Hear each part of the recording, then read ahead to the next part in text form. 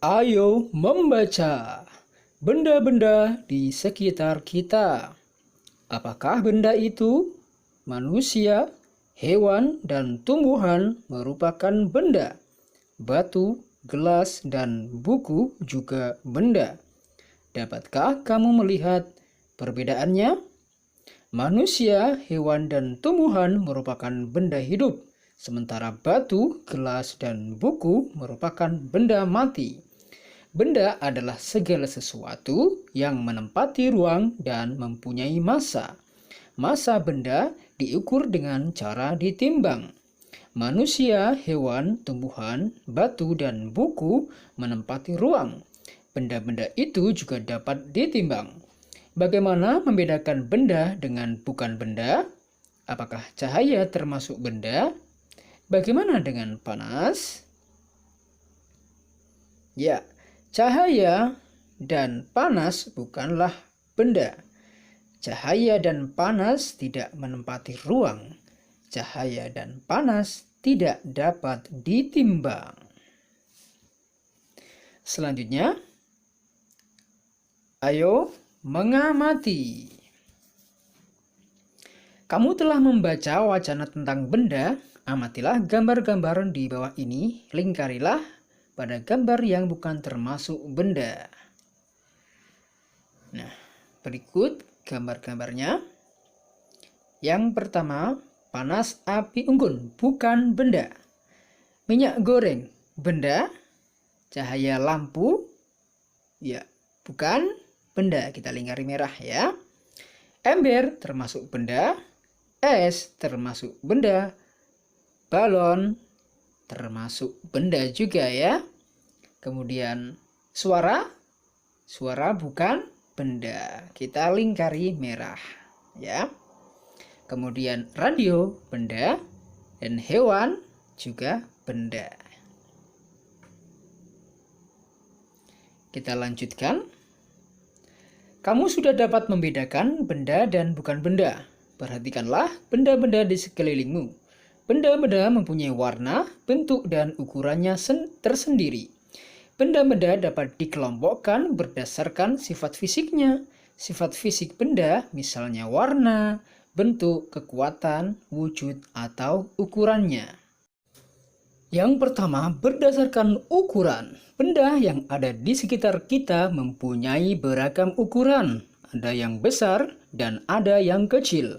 Ada yang panjang dan ada yang pendek. Seperti pada gambar di bawah ini, ada lemari, ban, kursi, dan buku. Semuanya mempunyai ukuran yang berbeda-beda. Yang kedua, berdasarkan bentuk. Benda-benda di sekitar kita mempunyai beragam bentuk. Perhatikan bentuk-bentuk benda di bawah ini. Bola berbentuk bulat. Yang kemudian, rambu-rambu lalu lintas berbentuk segitiga.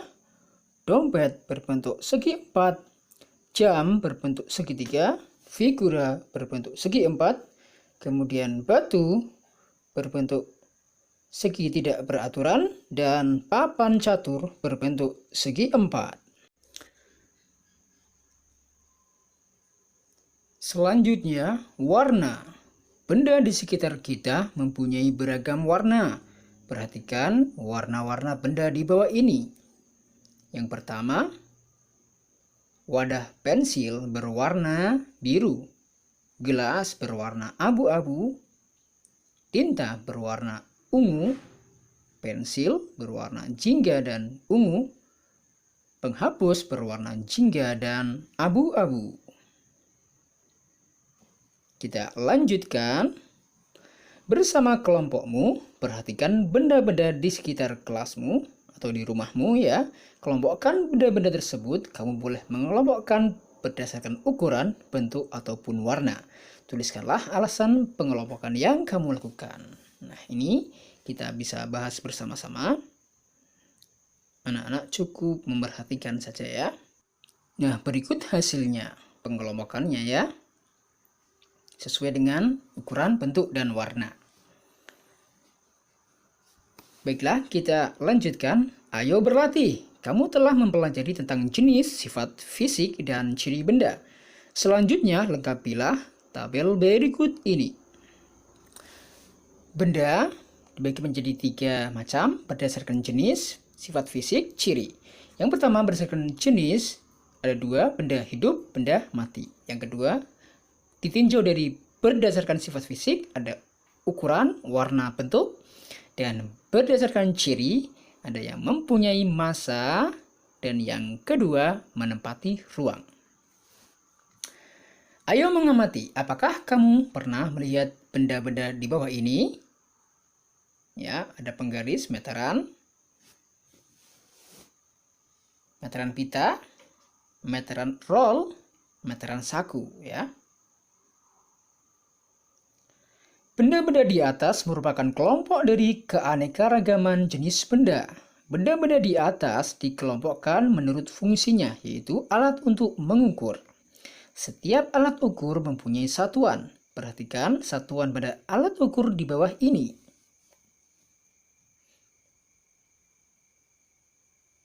Nah, seperti ini. Satuan yang dipakai pada penggaris adalah cm, dibaca cm ya. Coba cari tahu satuan yang digunakan pada alat ukur lainnya. Nah, bisa kalian cari misalnya pada alat ukur meteran saku ya, meteran pakainya m, kemudian alat ukur jangka sorong pakainya milimeter ya, mm. Tuliskan satuan panjang yang kamu ketahui pada kotak di bawah ini.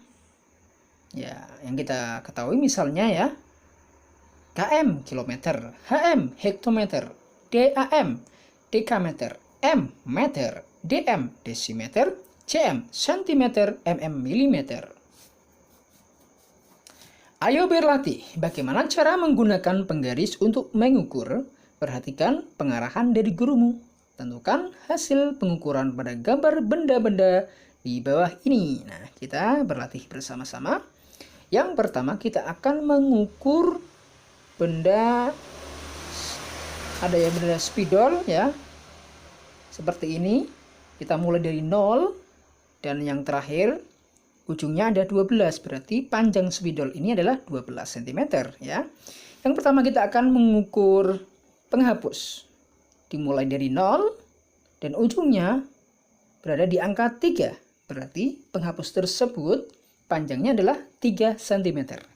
Kemudian ada krayon berwarna hijau, dimulai dari 0, ujungnya terletak di angka 7, berarti panjangnya adalah ya 7 cm.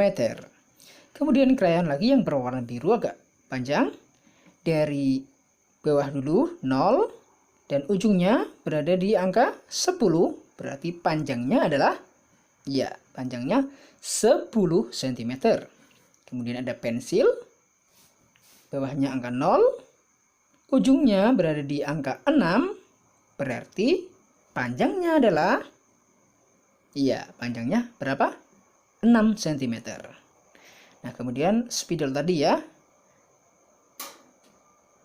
bawahnya 0, ujungnya 12. Nah, berarti panjangnya iya, benar sekali, panjangnya 12 cm.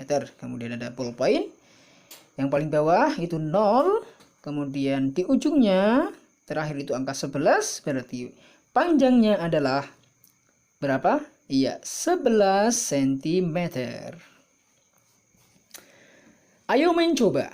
Benda dapat dibuat dari bermacam-macam bahan. Ada benda yang terbuat dari batu, kayu, besi, kaca plastik, dan lainnya. Setiap benda dapat menghasilkan bunyi yang khas jika diketuk. Benda-benda tersebut menghasilkan bunyi yang berbeda. Ayo kita dengarkan bunyi-bunyian dari berbagai alat musik ritmis. Alat musik ritmis adalah alat musik yang tidak bernada, namun dapat menghasilkan irama lagu. Ada berbagai macam alat musik ritmis. Berikut ini beberapa contoh alat musik ritmis. Berikut alat musik ritmisnya.